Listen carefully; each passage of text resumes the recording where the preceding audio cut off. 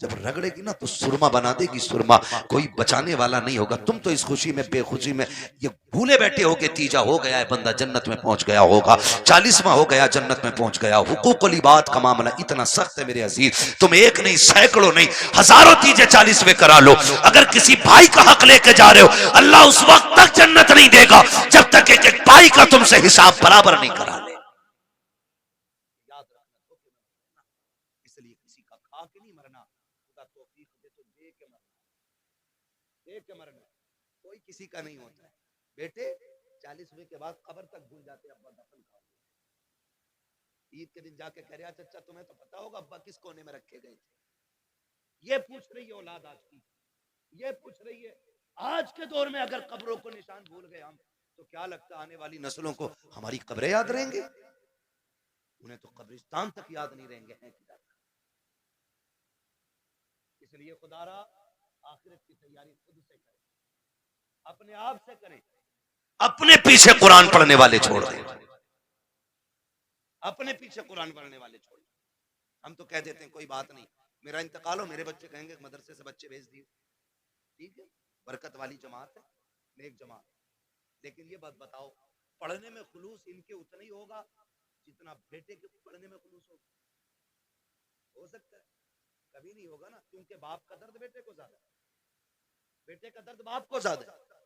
हमें तो बुलाओगे रस्मन पढ़ के चले जाएंगे, लेकिन असल दर्द बेटे को होता है। मैं तो कहता हूं एक बेटा कम से कम हाफिज जरूर बनाना, एक बेटा जरूर बनाना। अगर बना ना सके हो ना तो कोई पढ़ रहा हो तो पढ़ने में उसकी, कोई कुरान हाफिज हो रहा है ना तो उसके हिफ्ज में मदद करें। आपका बेटे बड़े हो गए, आप नहीं पढ़ पाए, आपके बेटे नहीं पढ़ पाए, तो जो पढ़ रहे हैं आप उनकी मदद करें। जानते हो क्यों? क्योंकि जहां भी ये पढ़ने वाला कुरान पढ़ेगा अल्लाह एक एक हर्फ के बदले में 10-10 नेकियां तेरी कब्र में भी नाजिल फरमाता रहेगा। इतना बड़ा इंतजार, इतना बड़ा इंतजार। मैं अर्ज करूंगा खुदारा पढ़ने वालों से और पढ़ाने वालों से आपसे गुजारिश है, जब आपके बच्चे हाफिज हो जाए ना तो फिर उनसे कह देना हमने तुझे कुरान के लिए छोड़ रखा है, कुरान के लिए तुझे छोड़ सकता है और कुरान तेरे लिए है। पूरी जिंदगी तुझे कुरान पढ़ना है। हमारा काम ना कर, खेती हम कर लेंगे, जमीनें हम जोत लेंगे, मेहनत हम कर लेंगे, लेकिन तुझे कुरान याद रखना है। अब्बा क्यों? अब्बा क्यों? कहा मैंने तुझे दुनिया के लिए कुरान नहीं दिया, मैंने तुझे कब्र के लिए कुरान दिया है, मैंने तुझे कब्र के लिए कुरान दिया है। कब्र अंधेरों का घर है, बड़ी बेवफा दुनिया है। अपना बेटे को करोड़ों रुपए दे दे, मरने के बाद 50,000 नहीं देगा मस्जिद। वो ये सोचता है ये पैसा जो अब्बा का बचाना ये माले गनीमत है। भाई भाई का गला काट देते एक दूसरे, सिर्फ 10,000 के लिए, 5,000 के लिए बंटवारे में गोली चल जाती है। क्यों? भाई बाप की दौलत थी, जिस पर झगड़ा था उसका कुछ हिस्सा उठा के खुदा के घर में दे दो। भाई वो इतना करके गया ना तुम्हारे लिए, उसके लिए भी कुछ राहत का सामान बने। लेकिन कह रहा क्यों दे? उन्हें उनके अब्बा से मिली थी, हमें हमारे अब्बा से मिली है। क्योंकि अब्बा खुद नहीं देता था मस्जिद में कभी, अब्बा ने खुद नहीं लगाया कभी दीन के लिए पैसा, तो औलाद कहां से लगाई? आदत डालें, अपने बच्चों के हाथ से दीन की राह में खर्च कराया करो, ताकि बच्चे देने के आदी बन जाए, देने के आदी बन जाए। मरते टाइम बंदे को 3 फिक्रें सताती, कितनी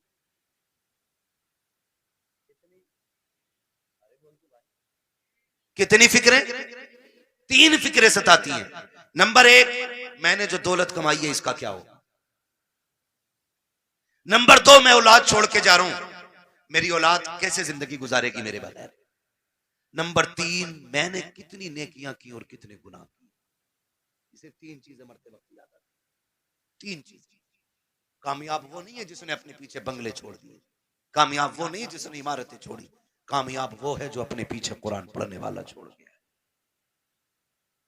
वो सबसे बड़ा कामयाब है जिसने अपने पीछे कुरान पढ़ने वाले छोड़े। वरना बिल्डिंग है, ये बंगले कब्र में कोई काम नहीं आने वाले।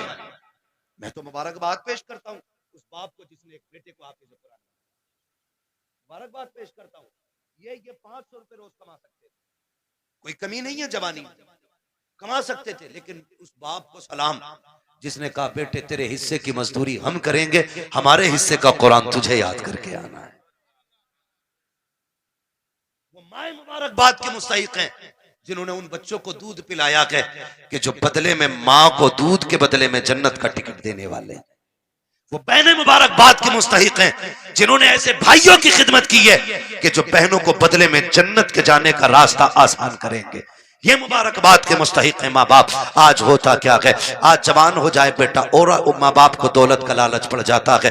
उन बापों को सलाम करता हूँ जो पूरी जिंदगी बच्चों को कुरान के नाम वक्फ कर देते हैं। और क्या मिला इनके बदले में? पूरी जिंदगी बाप मजदूरी करता रहा, कुछ भी तो नहीं मिला। बेटा कुरान पढ़ता रहा, कोई सिला नहीं मिल सका।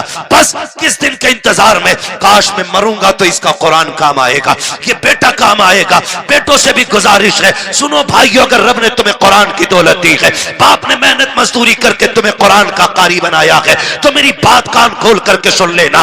जब दुनिया बाप के जनाजे में जा रही हो, तुम भी जनाजे में जा रहे होगे। लोग आखिरी तख्ता दे करके बड़ी तेजी से मिट्टी डाल के लौट आएंगे। कोई कहता कि गर्मी ज्यादा है, खड़ा नहीं हुआ जाता है। कोई कहेगा सर्दी ज्यादा है, ठंड लग रही है।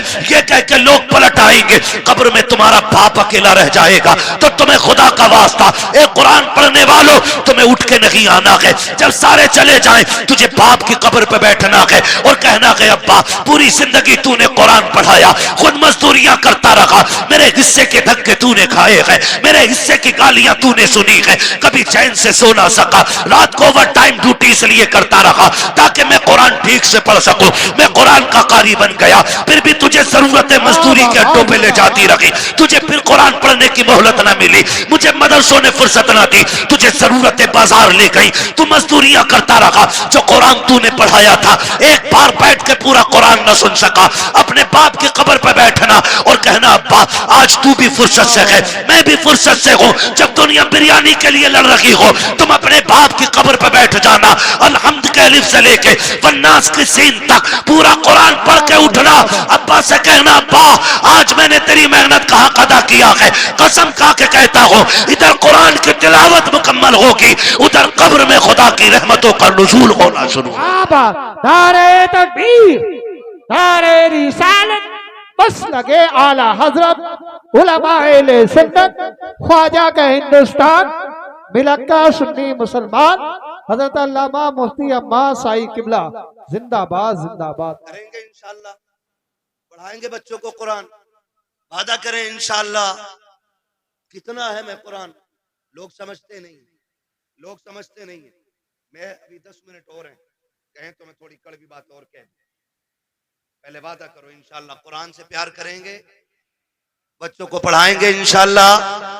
अगर हम पढ़ने और पढ़ाने के लायक नहीं तो पढ़ने वालों की इज्जत करेंगे इंशाअल्लाह, करेंगे इंशाअल्लाह। कुरान कितना अहम है, बस चंद बातें और सुनो, 11:15 हो गए। तवज्जो करें। उम्र, हर जिंदगी की, हर शख्स की जिंदगी के 3 मरहले, अगर अल्लाह लंबी उम्र दे। सुबह, दोपहर, शाम। सुबह बचपन, दोपहर, बोले बड़े अच्छे लोग हैं माशाअल्लाह। अगर हमारे इलाके के लोग अच्छे नहीं होंगे तो फिर किसके इलाके के लोग अच्छे होंगे? समझ गए? सुबह, सुबह, सुबह, दोपहर, शाम। क्या बात है, ये 3 होते हैं। इतना याद हो गया ना? सुबह बचपन होता है, दोपहर जवानी होती है और शाम बुढ़ापा होता है। सुबह के बाद उम्मीद होती है दोपहर आए, दोपहर के बाद उम्मीद होती है शाम आएगी, लेकिन शाम के बाद उजाले का फिर कोई पहर नहीं होता। फिर आगे रात की रात, फिर जो सूरज निकलेगा एक नई जिंदगी का आगाज, नया दिन यानी कि नई नस्ल, फिर वो एक नई नस्ल का आगाज। आप जानते हो बचपन इतना खूबसूरत होता है कि कब गुजर गया पता ही नहीं चलता, और लोग आखिरी सांस तक कहते हैं काश बचपन फिर से लौट आता। बचपन इसलिए भी खूबसूरत होता है क्योंकि जिम्मेदार बाप होता है। यही क्लियर है ना? गलत तो नहीं बोला ना मैंने? बचपन इसलिए खूबसूरत होता है क्योंकि सर पे हाथ रखने वाला बाप होता है, इसलिए खूबसूरत होता है कि बचपन हम बाप की मर्जी से जीते। जवानी खूबसूरत होती भी है और ना भी होती है। जवानी उन बच्चों की खूबसूरत होती है जिनकी जवानी भी माँ बाप की मर्जी से गुजरती है। ठीक है जी। जवानी उन बच्चों की अच्छी होती है जिनकी जवानी माँ बाप की मर्जी से गुजरती है। और बुढ़ापा, दुनिया कहती है बुढ़ापा बुढ़ापा। वजह जानते हो? वजह सिर्फ इतनी है कि बचपन में बहुत दोस्त होते, बचपन में बहुत दोस्त होते। मेरे हुजूर फरमाया करते थे मुझे बच्चों के 5 खेल बड़े पसंद है, 5 काम बच्चों के पसंद है। इंशाअल्लाह कभी वक्त होगा ना और जिंदगी फिर लेके आएगी ना तो इन 5 कामों पे बच्चे की गुफ्तगू फिर होगी, क्योंकि बात बड़ी लंबी है। वो भी बस जो मैं कहना चाह रहा हूँ ना चाचा, फिर वो रह जाएगा पूरा मसला, है ना। बस मेरी बात पूरी हो जाए, अल्लाह करे इस बीच में। तो बचपन में ना बहुत सारे यार मिल जाते हैं। हम जोली बच्चे इतने इतने आजाद होते हैं। अम्मी कहती है ला बेटे जल्दी जा, चाय खोल गई है, पत्ती नहीं है, जल्दी लेके आ। गया सुबह चाय पत्ती लेने, दोपहर के टाइम लौट रहे। ये बचपन है और इसी को बचपन कहते हैं। ये आजाद जिंदगी है, पके ना पके चाय, हम तो तमाशा देखेंगे। बच्चे गए, कोई आ गया डुगडुगी वाला, वहीं लग गए। अब अम्मा परेशान है, चाय दोपहर तक पकती रही। ये है ना, ये आजादी होती है बचपन की। और बचपन के यार बड़े सच्चे होते हैं। अभी लड़ेंगे, कल किसी पंचायत के बगैर फिर एक हो जाएंगे। ना कोई मुकदमा, ना कोई बहस, ना कोई पंच, ना कोई पंचायत। आज लड़के गए थे, सुबह फिर गले मिल जाते। इतना आजाद बचपन। और जवानी, जवानी में जिसके पास पैसा है उसके 1000 यार है। बस समझ गए ना, 2 चीजें, वक्त और पैसा। जिसके पास है ना उसके 1000 यार मिलेंगे। यानी यार उन्हीं के ज्यादा मिलेंगे जो बर्बाद हैं, खुद भी और दूसरों को भी बर्बाद करेंगे। ये दूसरे लफ्ज मैंने बोले। भाई जिसके पास फालतू वक्त है, कोई काम नहीं है, तो वो दूसरों को भी ठलुआ बना के बैठाए। जो बंदा 4 पैसे कमाता, कहीं काम से लगता, बच्चों को हलाल रोजी खिलाता, दुकान बंद, वो भी बैठा उसके साथ। और बातें चौक में बैठेंगे, करे किसकी बन रही है अब के, उसकी इतनी सीटें निकल रही है। नहीं अब के उसकी बनवा रहे हैं हम। जिससे अपना घर नहीं चलता वो मुल्क चलाने की बात करता है। सही कह रहा हूं, ये फालतू की बातें नहीं है। तो और क्या, ठलुए लोग, चाय बिगाड़ने वाले लोग चौक में बैठ के अपना भी वक्त बर्बाद करते हो, दूसरों का। खैर इधर नहीं जाना है, बस इतना बताना चाहता हूँ। जवानी में भी 1000 यार हो जाते हैं। एक सबसे तन्हा उम्र आती है बुढ़ापे की, जिसमें गैर तो गैर अपने भी साथ नहीं निभाते, अपने भी साथ नहीं निभाते। सगा बाप बैठा है, सगा बाप, बेटा सुबह उठा, ड्रेस पहनी, मोबाइल हाथ में लिया, कुनमुना किया और निकल लिया। बाप मुंह देखता रह गया। रात सांस उखड़ रही थी, सुबह बेटे से दवा मंगानी थी, इसने तो मुंह तक नहीं छुआ, ये तक नहीं पूछा रात कैसी गुजरी, चला गया। फिर बाप सोचता शाम को आएगा बेटा, फिर बातें करूंगा। फिर शाम को बेटा आया तो मूड खराब था, माथे पे लकीरें थी, गुस्से में गुस्सा, जल्दी करो, जूता लाओ, पानी लाओ, ये लाओ, वो लाओ। बाप फिर डर गया, लगता है बाहर किसी ने टेंशन दे दी है। बाप फिर ठहर गया, उसने फिर मन की बात न कही। इसी हाल में महीने बीत जाते हैं, 2 बातें बाप बेटे से नहीं कह पाता।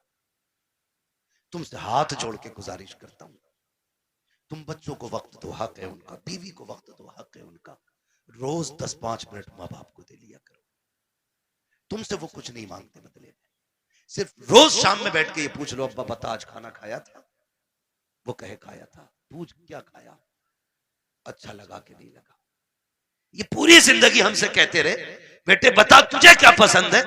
बाप की मर्जी मछली की थी, हमने कहा नहीं आज हमें तो बिरयानी खानी है। बाप ने अपना फैसला कैंसिल किया कि बेटे की पसंद की बिरयानी बनाई जाए। बाप चाहता था बिरयानी बने, हमने कहा कोरमा खाना है। बाप ने अपनी पसंद कुर्बान की, कहा बेटे के लिए कोरमा बनाओ। आज जब बाप